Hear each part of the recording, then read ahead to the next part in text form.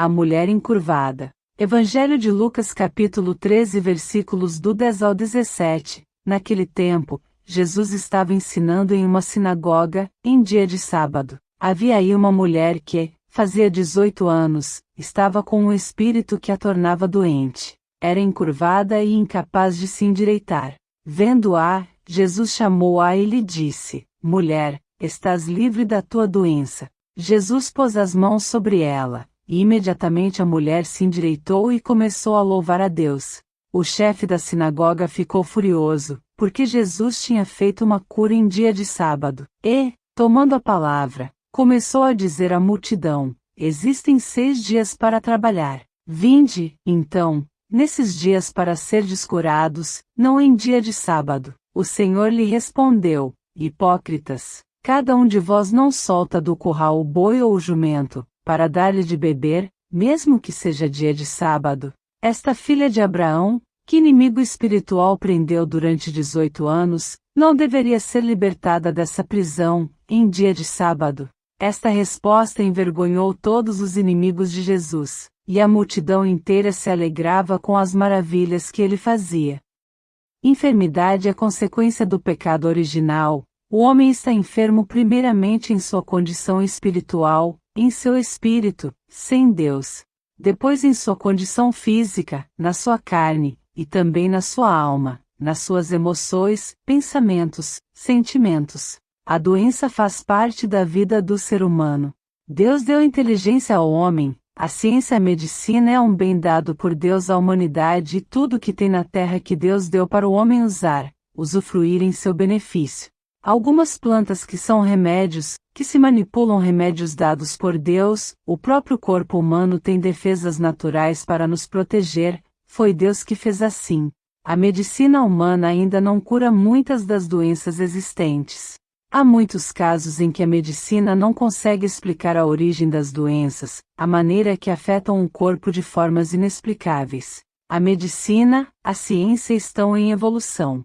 Muitas vezes, a opressão espiritual pode nos deixar encurvados, seja pela ansiedade, pelo medo, pela depressão ou por dificuldades emocionais que enfrentamos. Mesmo sem estar fisicamente encurvados, podemos sentir o peso da vida nos pressionando para baixo. Podemos estar carregando fardos por anos, mas Jesus está pronto para nos libertar. Uma mulher que estava dentro da sinagoga, em uma casa de oração. As suas limitações não a impediam de ir à sinagoga, de congregar, de receber os ensinamentos da Bíblia. Ela não deixava de ir. Tinha um espírito de enfermidade, que era a causa da sua doença, fazia com que ela ficasse doente, lhe obrigando a viver daquela maneira, andava encurvada, em uma posição fixa, ela não conseguia sair daquela posição, sem poder erguer-se. É muito difícil andar nessa posição, dormir. Ficar nessa posição provoca dores, colocado em suas costas um fardo para ela carregar. Oprimida, presa, mantida em cativeiro, nessa mesma posição, de submissão, olhando para baixo e para trás, limitada aos desígnios do inimigo espiritual, subjugada por 18 anos. Estava presa através de uma enfermidade. Ela não estava possuída pelos anjos caídos, ela estava sendo atacada, oprimida por eles. Possuía uma enfermidade colocada no seu corpo por um espírito imundo. Ataque camuflado. Uma enfermidade que não podia ser curada com remédios, ou através de médico, cirurgia. Jesus não expulsou o inimigo espiritual, mas libertou da opressão, curou da doença. Outro personagem bíblico, Jó, que era um homem íntegro e justo. O príncipe desse mundo atacou Jó com doença. Colocou muitas chagas no corpo de Jó, desde a sola dos pés até o alto da cabeça. Como a coceira incomodava muito, Jó arranjou um pedaço de caco para com ele se coçar. Fere também o corpo do servo de Deus sem dó nem piedade, já tinha tirado tudo dele. Tirou a saúde também.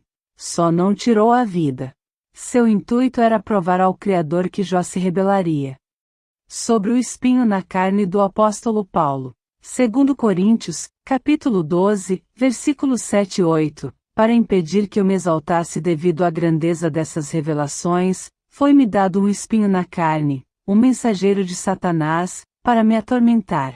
3 vezes roguei ao Senhor que o tirasse de mim, mas ele me disse: minha graça é suficiente a você, pois o meu poder se aperfeiçoa na fraqueza. Aquela mulher não levantava a cabeça, vivia encurvada. Tinha uma visão limitada, não via além de um campo de visão pequeno, às vezes não via além do sofrimento, estava sem horizonte. Quando não se consegue visualizar o horizonte, a caminhada torna-se exaustiva. Não dava para ver a face daquela mulher por completo. Uma enfermidade que roubava suas possibilidades, seu potencial, sua alegria e dificultava sua visão. Não havia perspectivas de dias melhores. O estado espiritual impede, tira o desejo do homem de ir à igreja, de buscar a Deus, de orar. O peso do pecado em pessoas em pecado, vendo só aquilo que o demônio queria que visse. Jesus pode nos endireitar, colocar na posição certa. Andar reto, no caminho reto, sem desvios. Salmos 38, versos do 4 ao 6. Pois já as minhas iniquidades ultrapassam a minha cabeça, como carga pesada são demais para as minhas forças. As minhas chagas cheiram mal e estão corruptas, devido à minha loucura. Estou encurvado, estou muito abatido, ando lamentando todo o dia. O diabo podia dizer a ela que não tinha mais jeito, sem perspectiva de mudança, de vitórias, mas Jesus viu aquela mulher, chegou na vida dela. Jesus chama para libertar, libera uma palavra. Não relata que a mulher revelou nada a Jesus, mas foi ele que chamou ela à frente e sabia que ela estava há 18 anos oprimida por Satanás. Uma libertação. Ela recebeu uma palavra de libertação, de compaixão, de cura, de vitória de Jesus. O chefe da sinagoga ficou furioso, porque Jesus tinha feito uma cura em dia de sábado. E, tomando a palavra, começou a dizer à multidão: existem 6 dias para trabalhar. Vinde, então, nesses dias para serdes curados, não em dia de sábado. O Senhor lhe respondeu: hipócritas, cada um de vós não solta do curral o boi ou o jumento, para dar-lhe de beber, mesmo que seja dia de sábado. Um jumento ou um boi representam um investimento financeiro, assim eles não a deixariam com sede até o dia seguinte, com risco de prejudicar o investimento. Cuida da necessidade do animal, pelo lucro que ele dava. Quanto mais uma filha de Abraão que Jesus investiu, seu sangue vale mais do que um jumento, um boi. Será o que realmente incomodava era o dia sábado? Ou quem era Jesus? O que Jesus fazia? Eles não seguiam a lei quando não convinha, cuidavam de seus animais no sábado, para não perderem o investimento, o lucro. Normalmente, os saduceus e os fariseus pensavam diferente um do outro, tinham conceitos religiosos diferentes, não se davam, mesmo assim, se uniram no mesmo propósito de se oporem, perseguirem, condenarem a Jesus. Os fariseus como os saduceus fizeram grande oposição ao ministério de Jesus Cristo.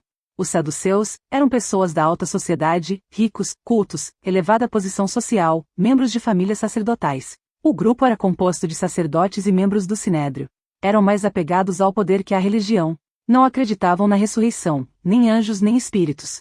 Os fariseus eram conhecidos pela observância da lei, não apenas da lei escrita de Moisés, mas da tradição oral, tradições humanas, criada por homens, transformada em lei oral humana como se fizesse parte da lei de Moisés. Hipócritas, exibicionistas, orgulhosos, soberbos.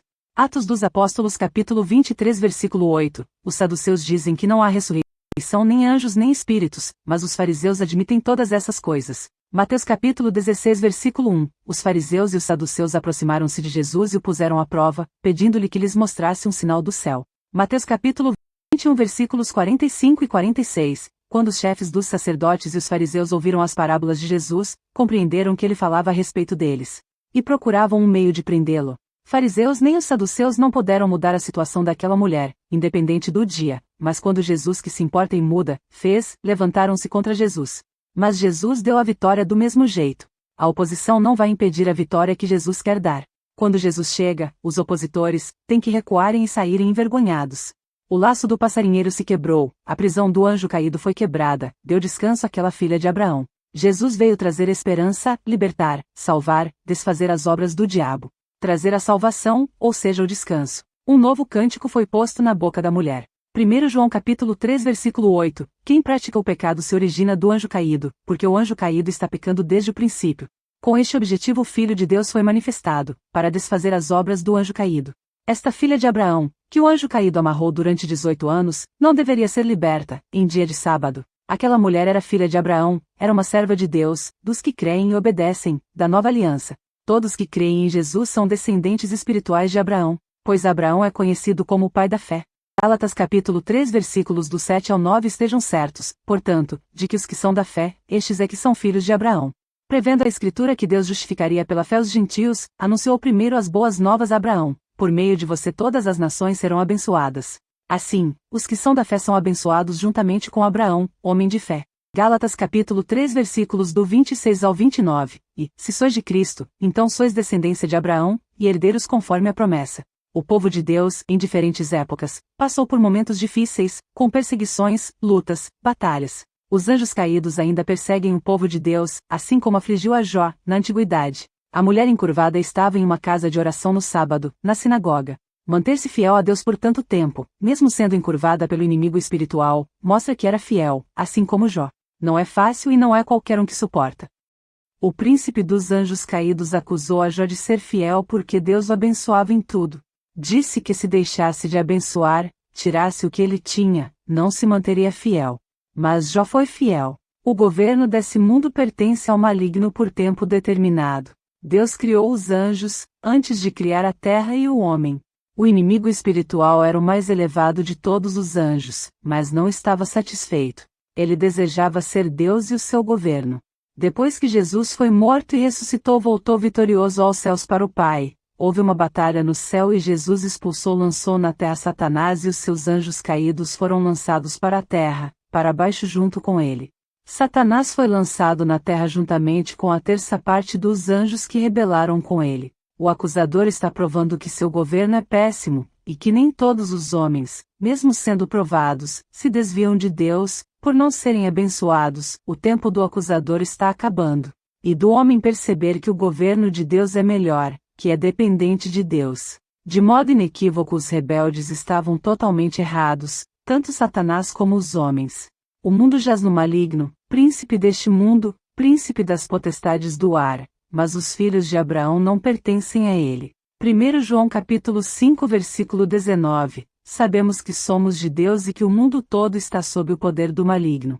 Coríntios, capítulo 4 versículo 4, nos quais o Deus deste mundo cegou os entendimentos dos incrédulos, para que lhes não resplandeça a luz do Evangelho da glória de Cristo, que é a imagem de Deus. Efésios capítulo 2 versículo 2, em que noutro tempo andaste segundo o curso deste mundo, segundo o príncipe das potestades do ar, do espírito que agora opera nos filhos da desobediência. Apocalipse capítulo 12 versículo 12, ele está cheio de fúria, pois sabe que lhe resta pouco tempo. Apocalipse capítulo 12 versículos do 7 ao 9, houve guerra no céu. Miguel e seus anjos lutaram contra o dragão e seus anjos. O dragão perdeu a batalha, e ele e seus anjos foram expulsos do céu. Esse enorme dragão, a antiga serpente chamada Diabo ou Satanás, que engana o mundo todo, foi lançado na terra com seus anjos. Adão e Eva receberam a responsabilidade de administrar o governo de Deus sobre a terra. Depois de ter feito a terra e tudo o que nela contém, Deus fez o homem para administrar e desfrutar da terra que ele criou. Salmo 115 verso 16, os céus são os céus do Senhor, mas a terra, deu-a aos filhos aos homens. Salmos 8 verso 6, fazes com que ele tenha domínio sobre as obras das tuas mãos, tudo puseste debaixo de seus pés.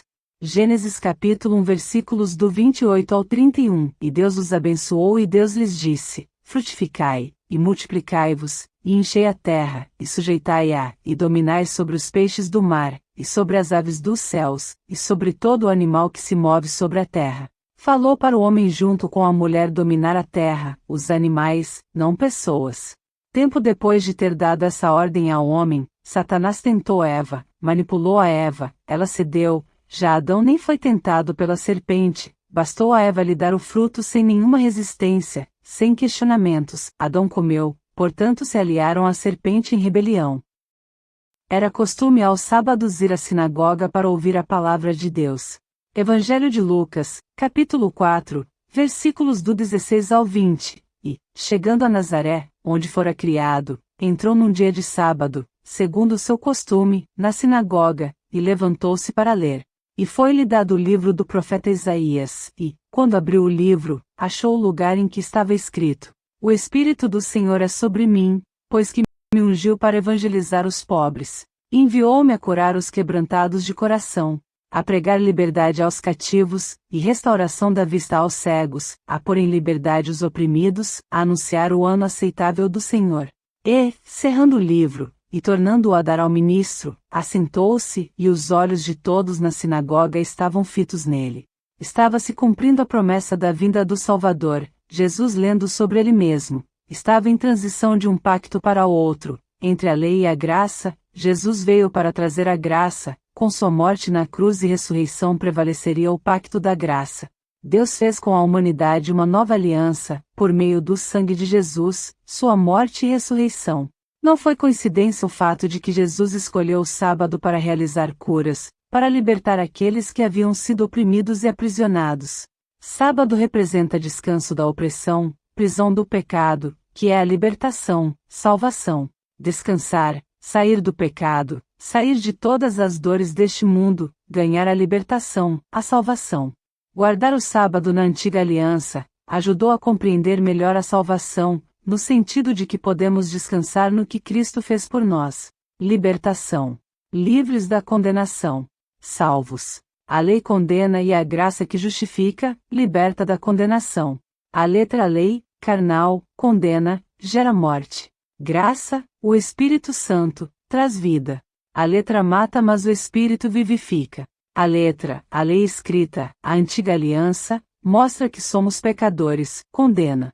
Mas o pacto da graça, nova aliança, da misericórdia, através de Jesus, do Espírito Santo, traz vida, vivifica o que estava morto pelo pecado. 2 Coríntios, capítulo 3, versículos 6 e 9, é Ele quem nos torna capazes de servir a nova aliança, que tem como base não a lei escrita, mas o Espírito de Deus. A lei escrita mata, mas o Espírito de Deus dá a vida. Se era glorioso o ministério que trouxe condenação, quanto mais glorioso será o ministério que produz justificação. Gálatas capítulo 3 versículos do 19 ao 23. Qual era então o propósito da lei? Foi acrescentada por causa das transgressões, até que viesse o descendente a quem se referia a promessa, e foi promulgada por meio de anjos, pela mão de um mediador. Assim, a lei foi o nosso tutor até Cristo, para que fossemos justificados pela fé. Gálatas, capítulo 4, versículos do 1 ao 5. Digo porém que, enquanto o herdeiro é menor de idade, em nada difere de um escravo, embora seja dono de tudo. No entanto, ele está sujeito a guardiães e administradores até o tempo determinado por seu pai. Assim também nós, quando éramos menores, estávamos escravizados aos princípios elementares do mundo. Mas, quando chegou a plenitude do tempo, Deus enviou seu Filho, nascido de mulher, nascido debaixo da lei, a fim de redimir os que estavam sob a lei, para que recebêssemos a adoção de filhos. Jesus cura a mulher encurvada em um dia de sábado. O dia de sábado fazia parte das ordenanças da lei de Moisés dada a Israel, leis que a antiga nação de Israel recebeu. A lei de guardar o sábado era obrigatória apenas para o povo de Israel, que estavam sujeitas a todas as outras ordenanças que faziam parte da lei. O povo que servia a Deus, as outras nações não serviam. A aliança da lei de Moisés, que era um pacto temporário só até que Jesus viesse com o novo pacto da graça, o pacto abraâmico, feito com o patriarca Abraão, o pai de todos os que creem, e que obedecem, uma promessa cumprida no qual o descendente espiritual de Abraão, que é Jesus, fomos adotados como filhos de Deus, herdeiros de Deus, através de Jesus. Jesus é o Senhor do sábado. Quem santifica, purifica o homem é Jesus. Jesus quem dá o descanso da terra de escravidão, do pecado. Sábado é um símbolo de descanso, da libertação do pecado, da condenação, das misérias humanas.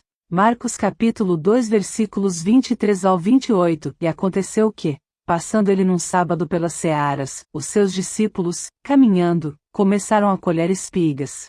E os fariseus lhe disseram: Vês? Por que fazem no sábado o que não é lícito? Mas ele disse-lhes: Nunca lestes o que fez Davi, quando estava em necessidade e teve fome, ele e os que com ele estavam. Como entrou na casa de Deus, no tempo de Abiatar, sumo sacerdote, e comeu os pães da proposição, dos quais não era lícito comer senão aos sacerdotes, dando também aos que com ele estavam. E disse-lhes: o sábado foi feito por causa do homem, e não o homem por causa do sábado. Assim o Filho do homem até do sábado é Senhor. Ezequiel capítulo 20 versículo 12, e também lhes dei os meus sábados, para que servissem de sinal entre mim e eles, para que soubessem que eu sou o Senhor que os santifica. Ezequiel capítulo 20 versículo 20 santifiquem os meus sábados, para que eles sejam um sinal entre nós. Então vocês saberão que eu sou o Senhor, o seu Deus. Deu o sábado, para servir de sinal entre Deus e os israelitas, a fim de que soubessem que ele era o Senhor do homem e a quem os santificava, quem purifica o homem. O povo de Deus, por causa da sua rebeldia perante o Senhor, tornou-se escravo no Egito. Moisés foi escolhido por Deus para tirar o povo de Israel de dentro do Egito. O homem, por ter pecado, se tornou escravo do pecado na terra, oprimido por Satanás, onde tem doenças, dores, tristezas, angústias, morte. Analogias entre as histórias. Egito representa o sistema pecaminoso, mundo, lugar de escravidão. Faraó representa o diabo como escravizador e opressor. Moisés representa o libertador, um escolhido, apontando para o único que salva, liberta, Jesus.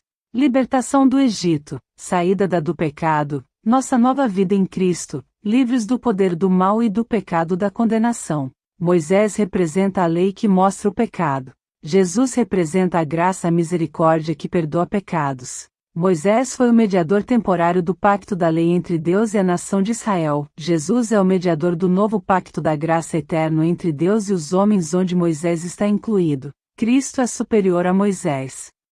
Tito capítulo 2 versículo 11 Porque a graça de Deus se ha manifestado, trazendo salvação a todos os homens. A partir da queda do homem, Deus já havia implantado a graça para a salvação do homem, providenciando o Cordeiro de Deus que tira o pecado do mundo. Os israelitas foram escravos no Egito durante muitos anos e não tinham dia algum para descansar, na terra da escravidão, mas trabalhavam com dura opressão. Deuteronômio capítulo 5 versículo 12, Guarda o dia de sábado, para o santificar, como te ordenou o Senhor teu Deus. 6 dias trabalharás, e farás todo o teu trabalho. Mas o 7º dia é o sábado do Senhor teu Deus, não farás nenhum trabalho nele, nem tu, nem teu filho, nem tua filha, nem o teu servo, nem a tua serva, nem o teu boi, nem o teu jumento, nem animal algum teu, nem o estrangeiro que está dentro de tuas portas, para que o teu servo e a tua serva descansem como tu. Porque te lembrarás que foste servo na terra do Egito, e que o Senhor teu Deus te tirou dali com mão forte e braço estendido. Por isso o Senhor teu Deus te ordenou que guardasses o dia de sábado.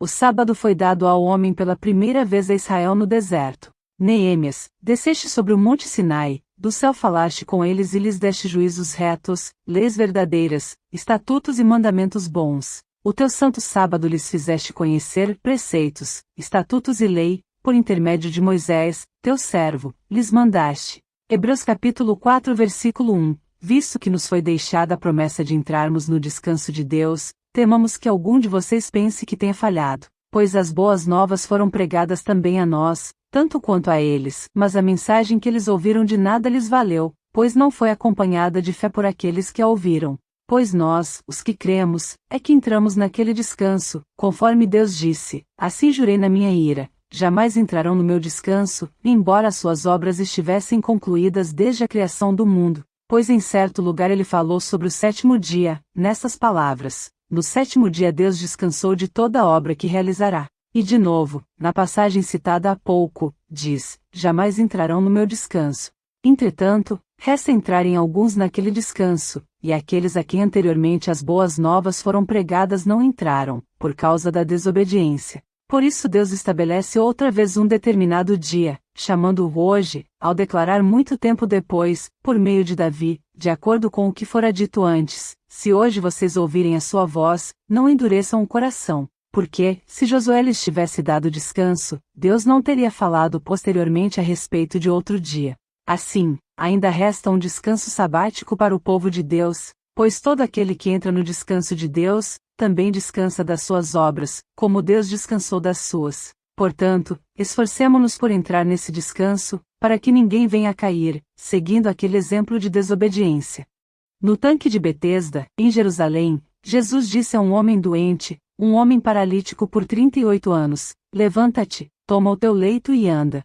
Ao obedecer, o homem foi interpelado por pessoas que diziam estar ele desobedecendo às exigências da lei ao carregar seu leito em dia de sábado. João capítulo 5 versículo 10. Então os judeus disseram àquele que tinha sido curado, é sábado, não te é lícito levar o leito. Ele respondeu-lhes, aquele que me curou, ele próprio disse, toma o teu leito, e anda. Colossenses, capítulo 2 versículos 16 e 17, portanto, nenhum homem vos julgue pelo alimento, ou pela bebida, ou por causa dos dias de festa, ou da lua nova, ou dos sábados. Estas coisas são sombras do que haveria de vir, a realidade, porém, encontra-se em Cristo. Sombra não é a imagem real, nítida, perfeita, é uma imagem figurativa. A sombra é formada por algo ou por um objeto que gera sua própria sombra que não é a imagem real, por efeito de incidência da luz no objeto ou em algo. Uma sombra é uma região formada pela ausência parcial da luz. A sombra ocupa um determinado espaço atrás de qualquer objeto que esteja bloqueando uma fonte de luz à sua frente. A luz do mundo que estava para vir. Iria trazer luz a trevas do mundo. Essa sombra era só para guiar até que Jesus viesse, o que é perfeito. A lei de Moisés era sombra, figurativa, a realidade é Jesus, a graça através de Jesus. Hebreus capítulo 7 versículo 12, porque, mudando-se o sacerdócio, necessariamente se faz também mudança da lei. Hebreus capítulo 7 versículos 18 e 19, porque o precedente mandamento é abrogado por causa da sua fraqueza e inutilidade. Pois a lei nenhuma coisa aperfeiçoou, e desta sorte é introduzida uma melhor esperança, pela qual chegamos a Deus. Mateus não pensem que vim abolir a lei ou os profetas, não vim abolir, mas cumprir. Digo-lhes a verdade, enquanto existirem céus e terra, de forma alguma desaparecerá da lei a menor letra ou o menor traço, até que tudo se cumpra. Lucas capítulo 24 versículo 44, e disse-lhes, são estas as palavras que vos disse estando ainda convosco, que convinha que se cumprisse tudo o que de mim estava escrito na lei de Moisés, e nos profetas e nos salmos. Tudo o que estava escrito se cumpriu nele, todas as profecias. Jesus não subverteu a lei do Antigo Testamento, ele cumpriu tudo o que estava determinado para ele passar, e removeu a aliança anterior e nos deu a nova aliança. A lei deixou de ter vigência depois de cumprida. Jesus cumpriu a lei. Qual foi o homem, além de Jesus Cristo, que cumpriu a lei? Não existiu e não existe ninguém que cumpriu a lei, senão Jesus. Atos capítulo 4 versículos 11 e 12, em nenhum outro há salvação, pois não existe debaixo do céu outro nome dado aos homens pelo qual possamos ser salvos. Gálatas, capítulo 5 versículo 1, foi para a liberdade que Cristo nos libertou. Estai, pois, e não torneis a colocar-vos debaixo do jugo da escravidão. Glórias a Deus. Aleluias.